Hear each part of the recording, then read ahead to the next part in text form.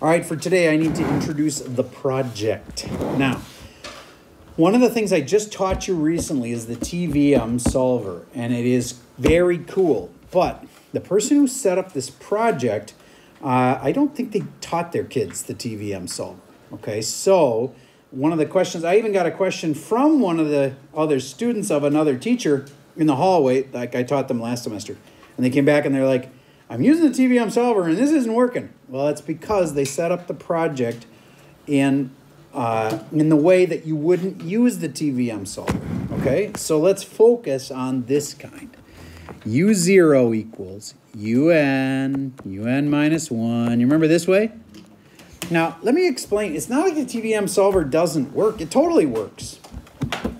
But it works when you pick, I want a 5-year payment, and it'll tell you like how much the payments should be.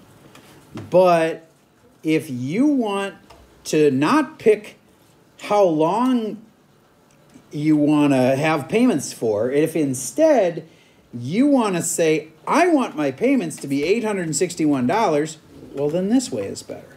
Everybody write me the right equation to borrow $50,000, 7% interest, and you want to make $854 payments. Write the right equation for that. $50,000 loan, 7% interest, and you want the payment, PMT. Monthly payments? Yes, those are. That's a good point. They're monthly payments. This whole project has to be done monthly, otherwise it'll break our system for grading it. So yeah, use monthly payments. And you said this was a loan? And this is a loan, yes. Now, what can this, I've already told you everything. What can your calculator even do? Well, if you look at the table, it can tell you when this thing gets paid off.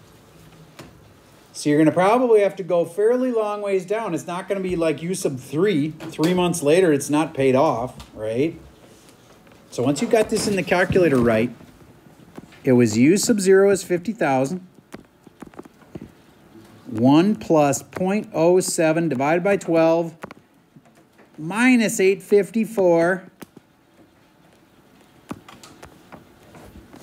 If you know how to put that in properly on your Y equals button, your Y equals screen, if you're in sequence mode, should bring up N min first, and all of these are real world problems, so you say 0. U sub n, you always say U sub n minus 1, and then this part right here, and the payment right here.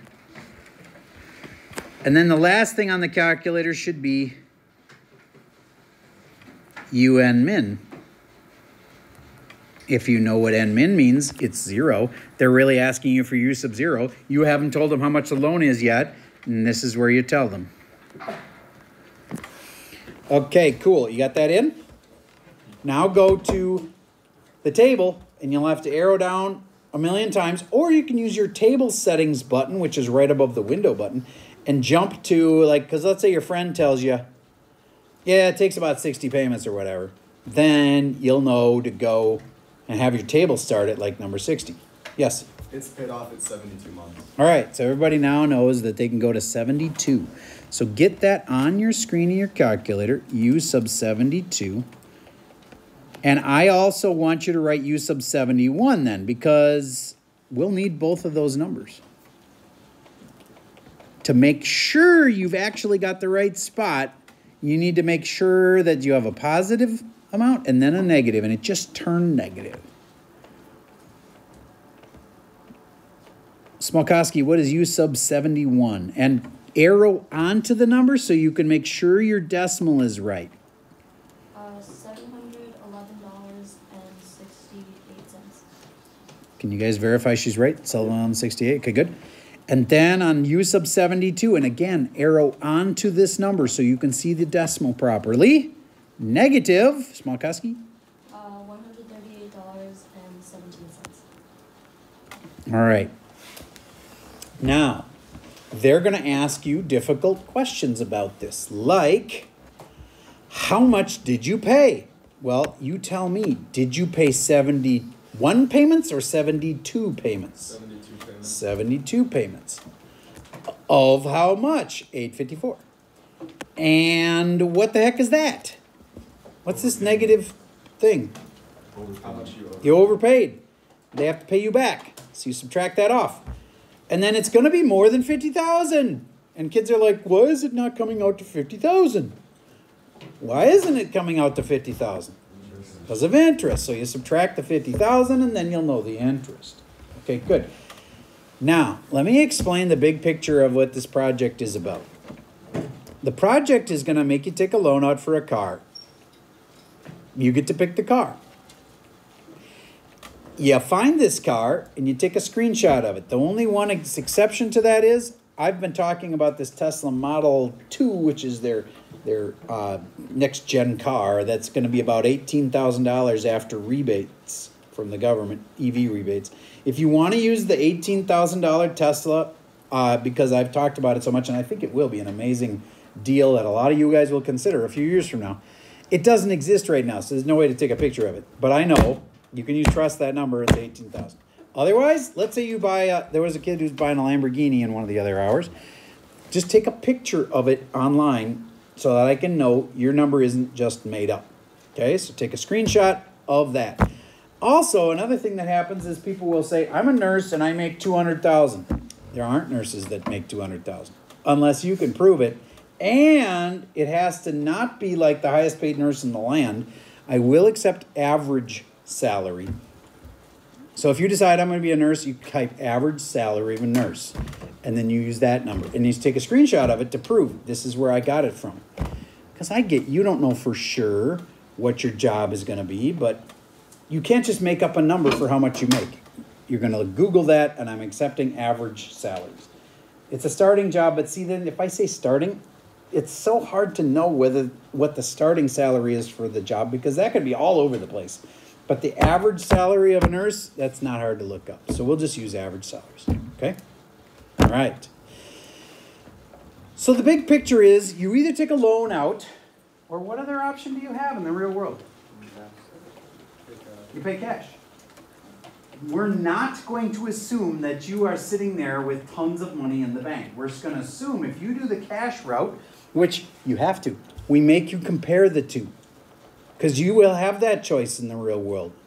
You'll either have to take the loan or wait and save up and then buy the car. So the number one question I got is, well, I did it with the loan. Do I have to do the investment thing too? Yes, you have to do both. And then you have to compare them. That's why this project, we're giving you 3 work today in class plus 2 more full days in class to work on it.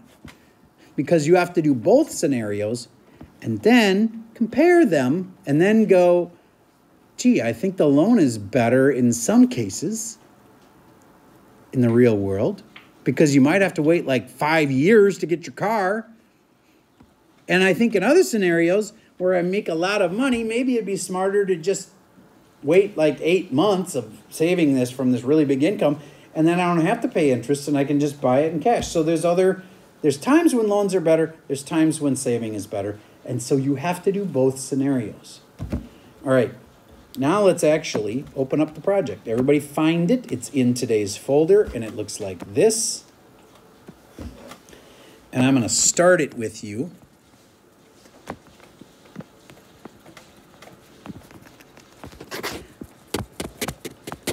The first thing I can tell you that you have to fill out is the due date, and that is fairly simple. Today is the 9th, Friday. Then the 10th and the 11th is the weekend. The 12th and the 13th we'll work on it in class. And you should be done with it then. And you'll turn it in the 14th, which is Valentine's Day, yes. February 14th. But you should be done before then at 8 a.m. That's when it's due.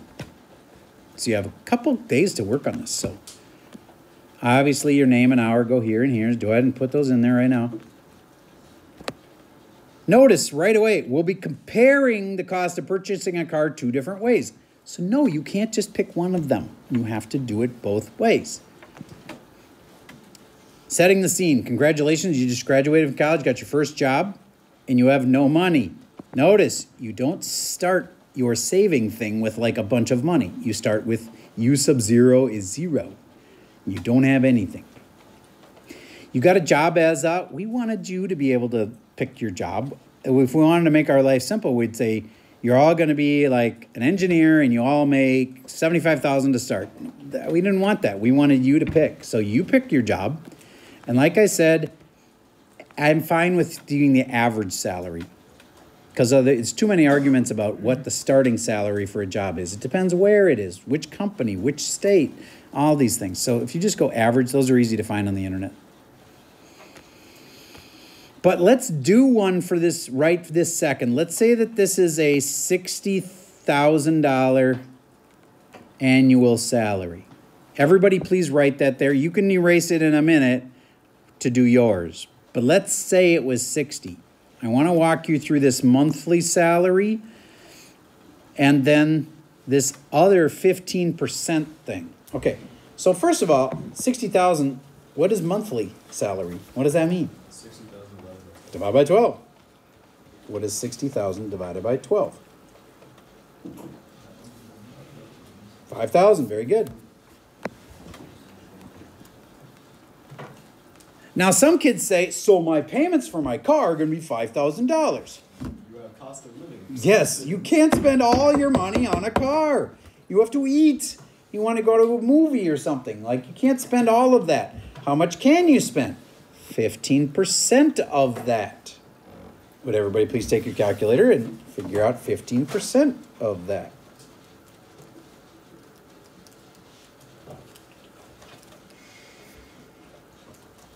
How do you do 15%? Times 0.15. You times it by 0.15, and I got 750. Now here's where people get in trouble. Because they say, I'm going to buy a Lamborghini. And then it turns out that if you want to get a loan for the Lamborghini, it'll take you like 86 years to pay it off. Know what I mean? And in fact, maybe even your payments aren't enough to even pay the interest off and your loan isn't shrinking enough. So pick a car. If you're going to pick a super awesome car, then you have to have a fantasy job too, because otherwise this won't be enough. And you will lose a point for that. If you say, my payments on my car are $1,500, then I'm going to say, well, you didn't think because you only had this much, you're going to lose points. So just pick a car that's realistic. Or if you're going to go unrealistic, then pick an unrealistic first job. I'm a brain surgeon for my first job. You think that's likely? No, not for your first job. And remember, this is your first job. Now, could you be an anesthesiologist as your first job? Actually, yes, you could. So I'm not saying you can't have a cool job, but they're not going to start you on brain surgery on day one. Would we lose a point if we did something like that? Yes. If your job is not doable as a first job, you're going to lose a point. If you want to do the project, it's fine. You'd still get most of the points, but your first job is not going to be that. Now, could your first job be professional athlete? Yes. Is it likely that in the real world, your first job is going to be pro athlete? Pretty unlikely. But is it possible? Yes, and you can do that. We're not holding you back from your dreams. But what you can't do is say, I'm going to be something like, one kid asked me, can I be a Fortune 500 CEO? No, because it won't be your first job. There's nobody who hires a kid right out of college and their first job is to be the CEO of a Fortune 500 company. Could you be a CEO of a company? Yes, but it's going to be a small company. Because otherwise it's not a first job. So don't pick an unrealistic first job. But you can be an athlete. You can be a CEO, but it would have to be a small company because if it's your first job. Okay. The number one thing I get asked about is, not this, because I'll just tell you. Annual interest rate for auto loan, I want you to use 7%. The end, just use 7%. Because otherwise, people look it up and they're like, well, mine said 7 and Susie over there says her interest rate is 9%. Well, I want you to all have the same interest rate to make life fair at this moment. In the real world, do you all get the same interest rates? No. Some people get cheaper, some people get more expensive. Why? Well, sometimes you actually know the banker and they're like, I know you, I trust you, I'll give you the better rate. That actually can happen. Or you could have better credit. And if you have a better credit score, you might get a better loan.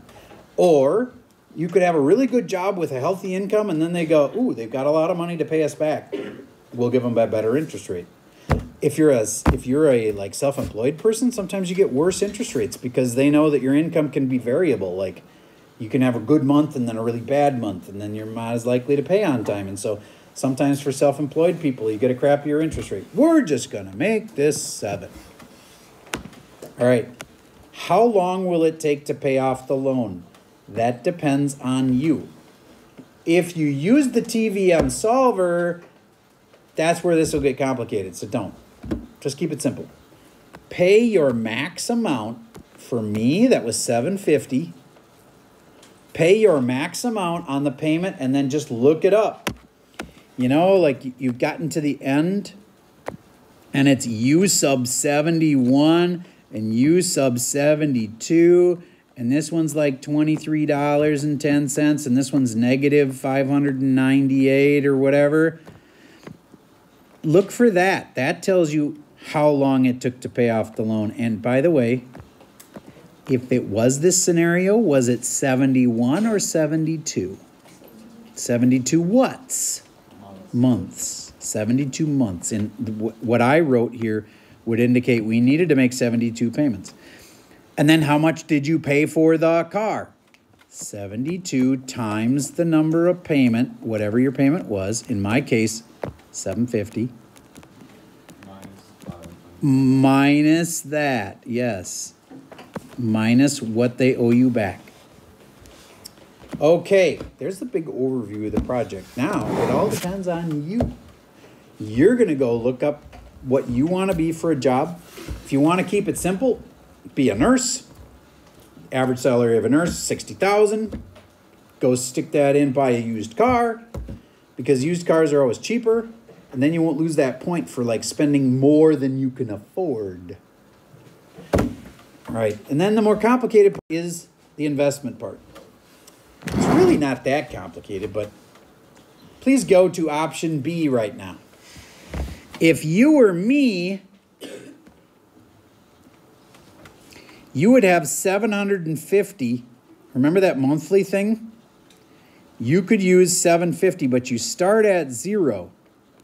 U sub 0 is 0 because you're investing, but you have no money at first. Again, you can adjust this for you in a second. 1 plus, what did I say for the interest rate?